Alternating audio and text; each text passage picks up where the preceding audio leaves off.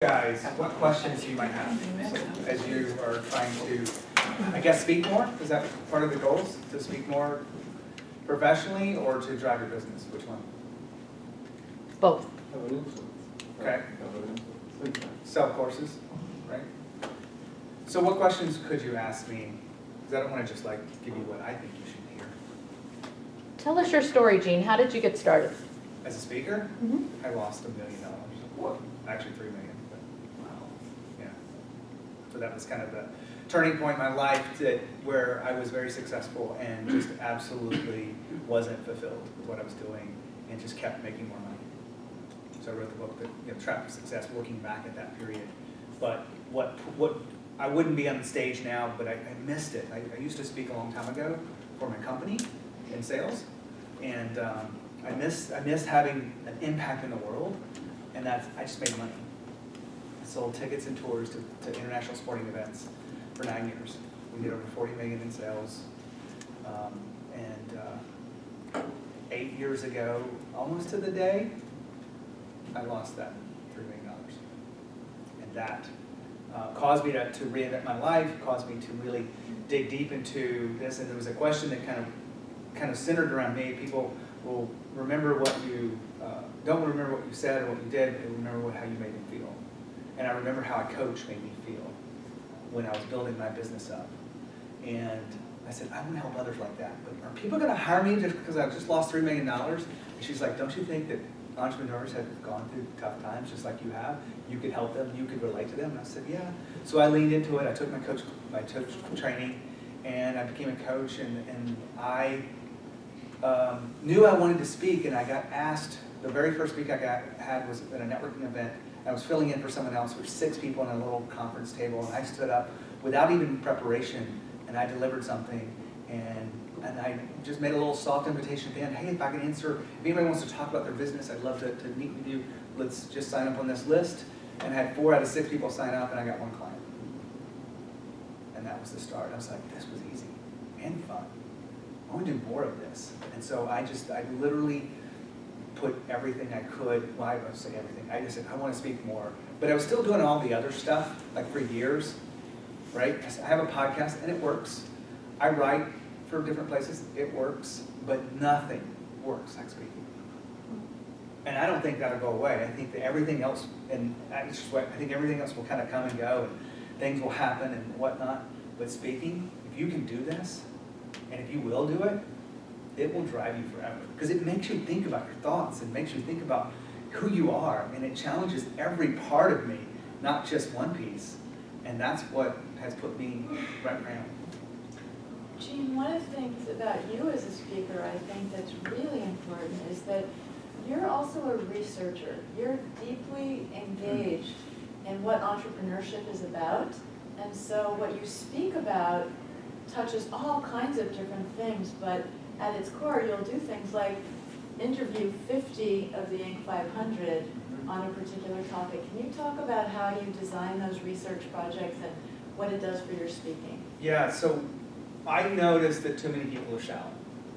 Too many people are what? Shallow with their research, with what they do, and that causes distraction. It causes them, well, what about this area?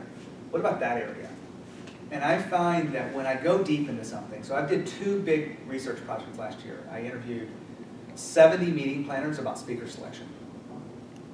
And the insight I got from those 70 meetings was worth more than the probably, 52 podcast episodes I created. Because I was able to take that research and put it into a report, and I was able to help people with their business that wanted to speak more. I was able to help my own business. I ended up speaking about 6 or 7 times out of just having those conversations. And I ended up giving to other people, clients or my wife, one of them, speaking opportunities because they were a better fit for me. But I went really deep into that first, and then because I wanted to speak more. Makes sense, right? And I wrote about it for Entrepreneur. I actually wrote, you've seen that article, I know you've seen it, around why gender diversity matters to meeting planners. And it's a really big issue. They're like, we want more women. They don't apply as much, but they have to be great on stage, and they have to know their shit. But, so you don't just get it because you're a woman. You have to be good, and men have to be exceptional. And so I did that deep research, and then I took I was promoting it, right? So it's like a speech. Like if you write something or if you do something, you want to tell as many people about it. When you do something deep, like I spent 30 minutes apiece with these 70 meeting letters. I cut the data off at 59 because I knew I needed to get it done, but the meetings kept coming in, and I go, these are just relationships. I just kept taking them, but I cut the data off at 59, so if you ever see my report, it says 59, but that's the difference. And I took some space, and I was actually thinking about where's my next evolution? I wasn't getting tired of what I was doing, but I was seeing changes in the entrepreneur market that I really wanted to step into something. And one of my mentors said, I've seen you sell to corporate, I've watched you do this before, why aren't you doing what you do for corporate? And I go, I don't know. He goes, that's where it's at for you. And I had does anyone know Ryan Estes? He was on my podcast, but he's a leadership speaker, 25,000-ish a speech, if that makes any, he's in the top tier for people who aren't celebrities, right? And he's just got to be phenomenal on stage, and I just respect him. And he goes, Gene, you should talk about the entrepreneur spirit in the workplace. And I go, that's a thing? And he goes, of course it's a thing. It's a big thing right now. And I was like, how do I make that idea something more tangible? I think it's a thing, now that he told me it's a thing. What do I want to do with it? And so I just started I started talking to people, and then I just go, well, who could I really come from? And I had 3 clients hit the Inc. 5000 list. And so I put out, it's really crazy, you asked the structure. I put out 3 emails to 120 CEOs of the Inc. 5000. So I have a research team that she works on, my virtual assistant works for me. So I just have a research stuff all the time. So I'm like, hey, can you find the CEOs and their LinkedIn and their email addresses for these companies? And she did. The next day she goes, it's there. I'm like, okay, that's cool. What do I do with it? I put together 3 emails. I'm writing, congratulations on your success, your growth in this the Inc. 5000 is phenomenal, and I actually put in the number. So it's very personalized at scale. And it did look like a form letter. Because part of the research told me when in selection, don't send out that email that looks like you send it to everyone. I call it the I'm awesome email. So you want to personalize everything that you send out. So I personalized just a very little light personalization. So I'm doing research on this for Entrepreneur Magazine. I've been writing for them for 2.5 years. Would you like to be included? If you are included, we'll link back to your company. And I was launching my book 2-3 weeks out. I was preparing for a really big stage, one where I get good video and all that stuff. And I was doing something completely new. I dance on stage. I don't know if you guys know me that well, but I actually do swing dancing. And so all that was completely new. And then this hit, and my schedule just filled up. Because I use an automatic link schedule, and I had it set up, and it filled up for the next 3 weeks. All meetings with these CEOs. From like $3 million to like $347 million. And they all wanted to give me their insights on growth. And so that's how I ended up, there's more to it than that. Mary, my assistant, was like, I just said, just keep booking the meetings, And I was just trying to figure out how to do it around everything, the book and all that stuff. And I had these conversations, and I go, what do I do with this? And I don't have it with me, because whenever I'm writing an article about it, I carry it with me, because I write it by hand, just like we did this, and I have all these notes and all these quotes and everything. And so I've written 3 or 4 articles around that research, and it's actually changed my life, I would say. That deep research has changed my life, because it validated one little spark of an idea, and I was able to ask the questions from the people living it, not just my ideas. And I got depth. Because I could have written it, but it wouldn't have been as good. And I codified all this into my framework of the 6 disciplines of hypergrowth. And just to kind of put an explanation point on that, I had a chance to speak at a huge opportunity, a huge stage, but my speeches wouldn't have carried it. They literally, I know that a corporate audience wouldn't have taken my speech, which I'm kind of known for, is be the choice, not a choice. It's a great speech about standing out. It's a great speech about resonating. It's a great speech about how you connect with people. It's about emotional connection. And the corporate audience wouldn't have thought it. I don't think. Maybe they would after I get well known. But I mentioned the study I've done on hypergrowth, and I was in the middle of it. I haven't codified it. I wasn't done yet. I could see out that I'm going to have over 50 interviews. And I told the guy, yeah, I've got about 50 interviews. I think I was at 30. And he goes, this is fascinating. So we talked for an hour about it. And he goes, well, what are you learning? And I go, this and this and this. And he goes, that sounds great. I think you should definitely speak at our event. I think I want to put you on keynote. I'm like, okay. He goes, well, let me tell you who else is speaking. He goes, Brene Brown. Oh my God. And I'm like, cool. And he goes, Gary Vaynerchuk. And I go, oh, shit. Which I love Brene. Like, my wife's going with me, not because of me, because Brene's going to be there. Yeah. Oh my gosh. And she's in this speech with me, so she's like going to be in the green room. So she's like, I'm going to be hanging out with Brene. And I'm like, I'll be there too. And I tell you, this is the learning lesson in this. I had teased this guy about something powerful I do in my speech because I'm trying to step up the quality, not just the content, but also the delivery. And I had gone to NSA National, which I would recommend you guys go in there because it really is inspiring to watch these great speakers. And I watched the main stage speakers, and they were phenomenal. And they were bringing a piece of them to the stage that I wasn't bringing. I was good at my content. I was good at delivering. I could get the words out. I could say all the things. My slides are okay. I'm trying to take that to the next level. But I wasn't bringing all of me. And I said, what could I bring? And I thought, I'm not a poet. I'm not going to juggle. I'm not going to do backflips. I'm not going to do magic. You know, just not me. What is me? And I used to be a dancer 2 decades ago, but I used to swing dance. It's a way I used to meet women. And so I have embraced that, and I brought it in, I figured out a way to bring it into the stage, and it's evolved a little bit. It's getting better. It's really about audience interaction, and there's a metaphor that goes with the speech, so I'm not just like shoehorning in this like little moment. I'm making it something memorable and remarkable, and it feels really good. And it's deepening who I am from the stage and what I'm doing.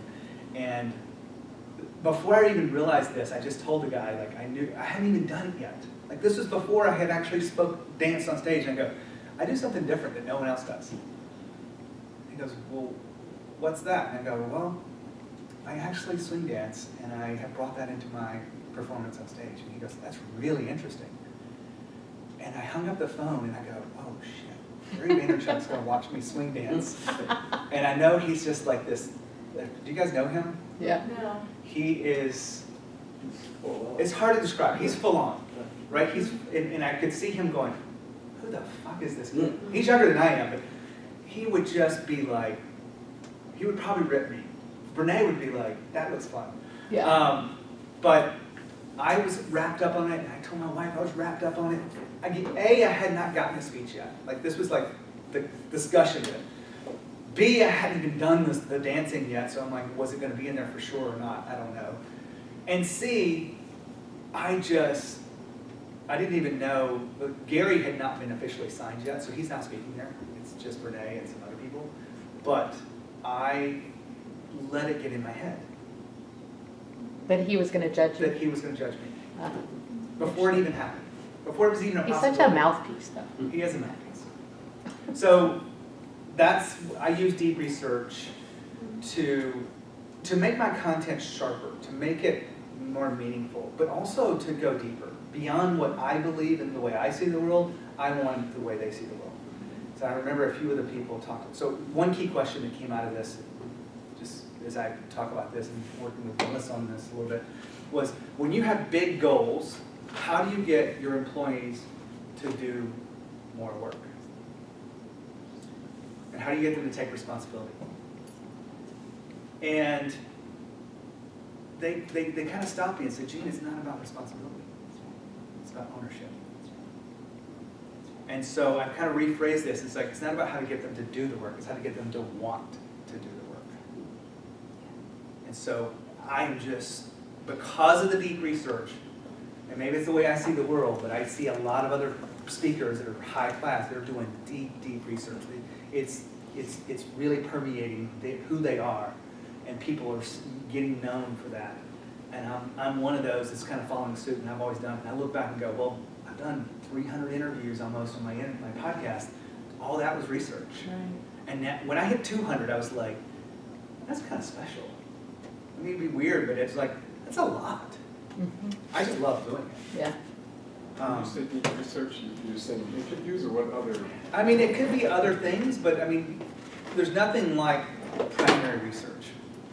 You can't read about success. I mean, you can read about it, and you can pull out some of those ideas, but like, what's really going on right now? And going beyond the surface level.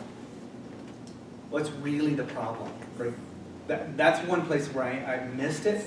I delivered this speech not too long ago, and I know I delivered the solution was ownership, but I didn't even include anything in there about the problem. So this next iteration of the speech is about how do I really highlight the problem? And how do I get them to realize that they are either feeding into the problem or they can be the solution as a leader. What would you say the avenues we could, like, just can you articulate that further in terms of doing the deep research besides? I mean, you talk about stress, right?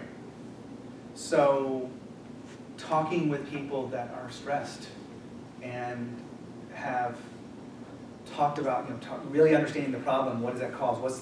Is stress a symptom of something else? Right? And getting to the depth of that, and then getting the numbers and getting the language. And I did numbers on the first research I did by hand, and the second one I used a Survey Monkey. So after the interview, I'd go, hey, do you mind filling out a few more questions for me? And that would allow me to give numbers. I like numbers. I'm an engineer, by background. But I would just, it's who could you talk to that has, if you're talking about stress, like you go to leaders of the world, and it may not be, Mark Cuban and Jeff Bezos, but you might can go to someone like these people are touchable. If I can reach them, you can probably reach them too. Does that help?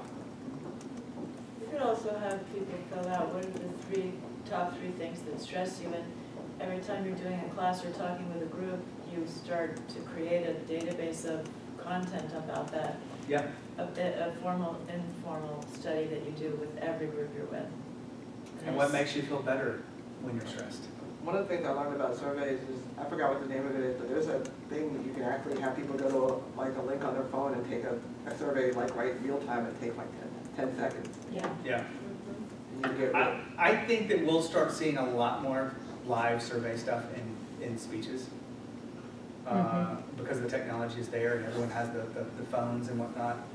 I think it would be really interesting to go. Or voting. Yeah. So, any other questions? Probably over. Go ahead. You said you were on the super speaker track for this year or from now on, something like that? Or that's what the intro was? Okay. What is the how behind that? Like, how do I actually get on stage? Yeah, So, I'll tell you what doesn't work. Hoping to be a speaker. Waiting to be discovered. And looking at others, wishing that you were up there. That doesn't work. I'm really surprised by, and this is me being honest with you, as much as, and I'm very intentional to a point, but I think I can do it. I'm good at it, but I'm not great. And this year I decided to be great at it.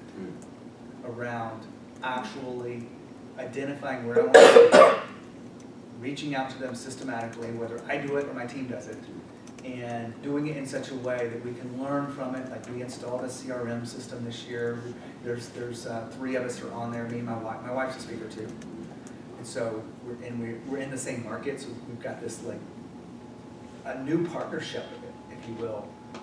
Because I'm actually, this happened the other day, so we just booked, she wanted to, one of her big goals here was international, and this just happened on a lark, right? I know stories are hard, but right before Christmas, like, nothing's going on. It was like the week before Christmas. We're having like a VIP day between ourselves.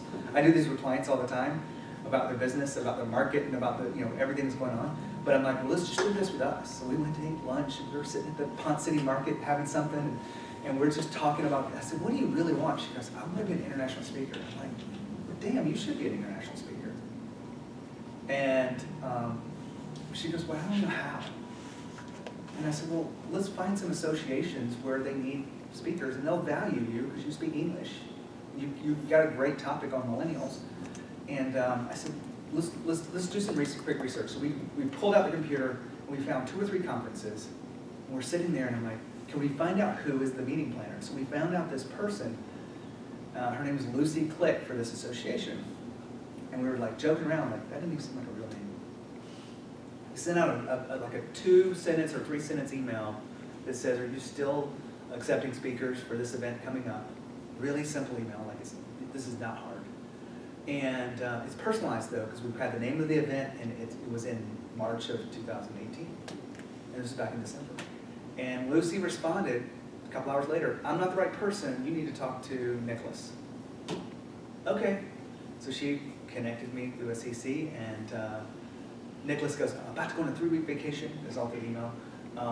So I said, well, let's just set up a quick meeting. He goes, we're completely booked, and we have no budget, but let's, I said, well, let's get on the phone anyway, because it's about relationships. Like, you understand that speaking is about relationships. People don't put you on their stages unless they're really comfortable, they know who you are.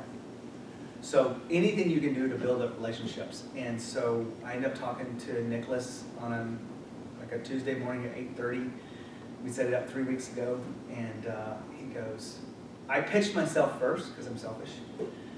And then I said, and my wife speaks about millennials. And he goes, what? And we talked about it, and I said, that seems like something you're interested in. He goes, well, we're having problems. And so we talked about it for like 15 minutes, and I go, he goes, we actually have a slot that we haven't filled yet for millennials. Would she consider doing this? And I go, yeah. I said, but you got to talk to her, because I'm just kind of. And so I set them up for a call, and they worked it out. And I said, make sure you slide me in there. Mm-hmm. And so she actually said, we'll both come. So she's keynoting the breakout. Mm-hmm. And it's the Association of Associations. Mm-hmm. So the idea is they're in front of hundreds and hundreds and hundreds of people. It's 400 people, and it's in Antwerp, and she's now an international speaker. Once we go there. I love, hey, once you book the gig, you're an international speaker, Yeah. that's it. But the story behind this, Luap, is I had spoken for 20 times a year for 5 years. Now small, like I'm counting the one with 6 people and the very first one. And I did a few others, and I did many unpaid, and I got really good at content, and I got really good at speaking, and I speak to get clients. And I think it's, if you're at NSA on Saturday, you saw Corey talk about, well, I speak for my digital agency. He gets fees and he gets clients. So I've made that bridge over to getting fees. I still speak for free. I'm not getting paid to speak next to Brene Brown, but I'm on the main stage. And with Brene Brown, and there's 1,000 corporate companies in the audience, decision makers, and I have already, this is just part, it's all about relationships. So while you were talking, Dallas Cowboys sent me a message saying, oh yeah, I'm speaking there too. Let's have a chat next week. Because I know the relationship. I have a common bond. I have a reason to reach out to them. I have to reach out to these companies that are already going to be there, right? So it's all about relationships and just being very intentional about where you want to speak, building that list out, whether you research it yourself, or you have someone do it for you. I suggest doing someone do it for you, and then you just do what you do. You send out. My team actually sends out the emails for me, and then I'm training my offshore person. I don't know if I can actually do this, but I'm training her to be my business manager, at least to some level. I represent my wife, and my wife may represent me or not, I'm not sure. But I represent my wife when it comes to money. She doesn't want to talk about money, so I just say her speaking fee is $7,500. How's that sound? and it's her, she's completely separated from that. And I'm pumping her up, and I'm like, she's amazing, she does this, she's done 700 speeches, and it's, you know, so that's the way it works. But the overall thing, Lou, is just get really intentional about what you want. And remove all that stuff that's distracting you. I told Mary, I think a lot of people subscribe to things that they don't really want to read. They just kind of like, oh, that's kind of interesting, and they never go back to it. And my email box is out of control still. But I went in December, I said, you know what, I don't even want to think about this. You just go into my promotions tab and unsubscribe from me from everything. Because I don't need anything. I don't need another webinar, I don't need another thing, because I know what to do.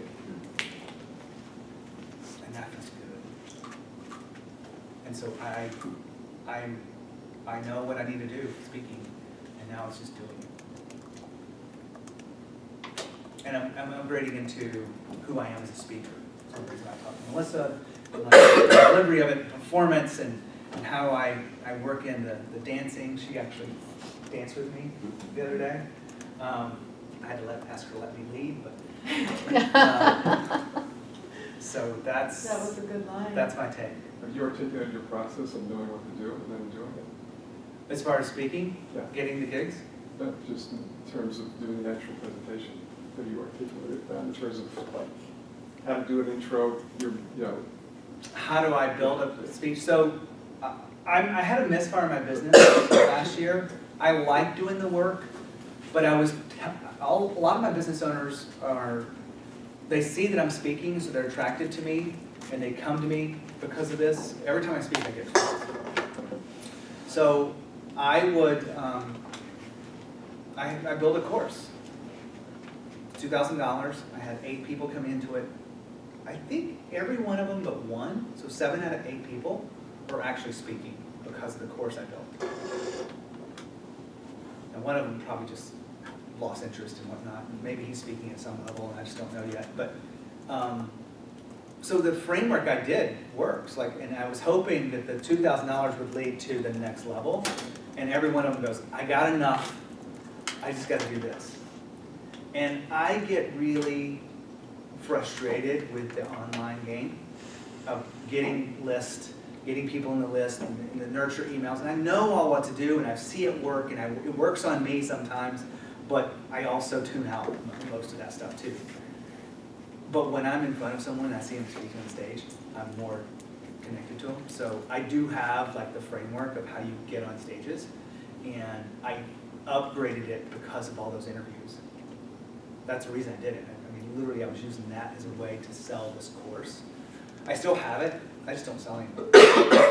I still work with people that want to do this.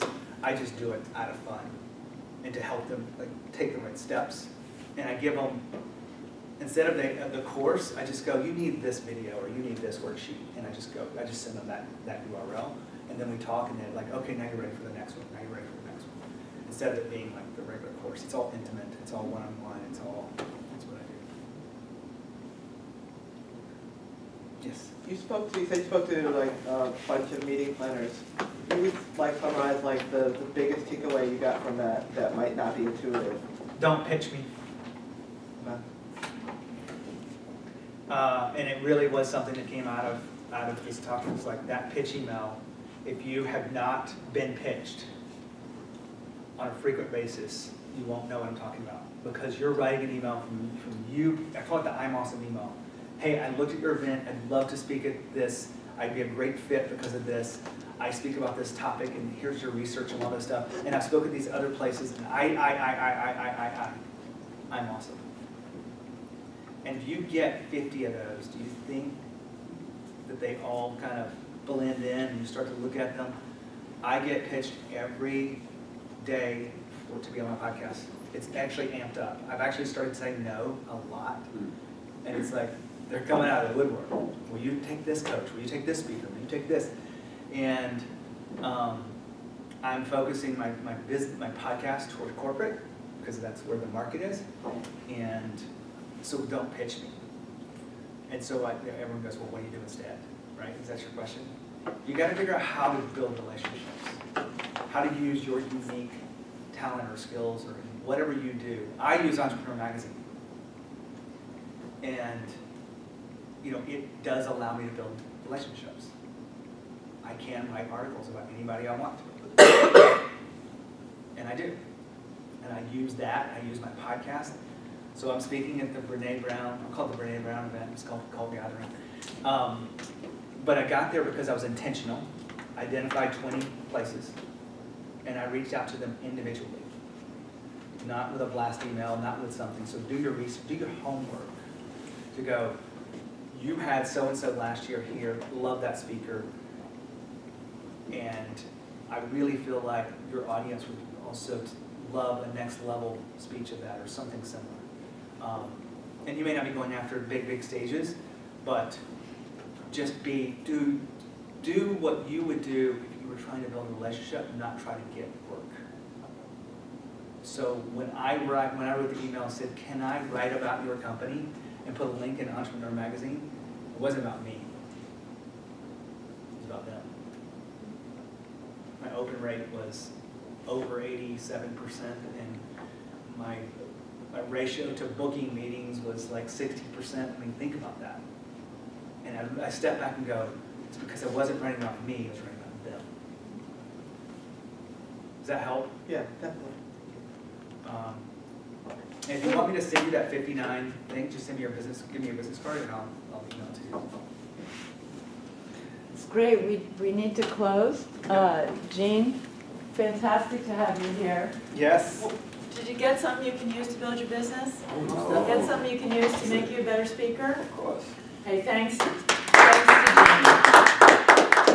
We have ProPath starting. We're going to have a room full. Yeah. So we'll need to have you come back. Yeah, That it's would be 10,000 scary mark. too. What's Yeah, that? it was 10,000. Shh.